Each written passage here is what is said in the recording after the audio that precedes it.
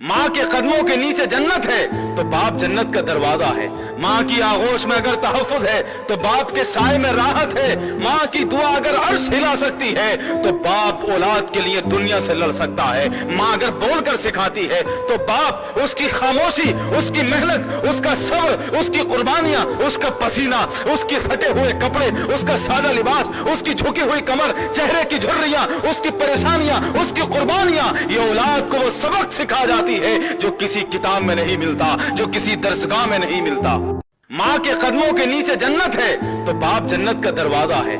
माँ की आगोश में अगर तहफ़्फ़ुज़ है तो बाप के साए में राहत है। माँ की दुआ अगर अर्श हिला सकती है तो बाप औलाद के लिए दुनिया से लड़ सकता है। माँ अगर बोल कर सिखाती है तो बाप उसकी खामोशी, उसकी मेहनत, उसका सब्र, उसकी कुर्बानियां, उसका पसीना, उसके फटे हुए कपड़े, उसका सादा लिबास, उसकी झुकी हुई कमर, चेहरे की झुर्रियां, उसकी परेशानियां, उसकी कुर्बानियां, ये औलाद को वो सबक सिखा जाती है जो किसी किताब में नहीं मिलता, जो किसी दरसगाह में नहीं मिलता।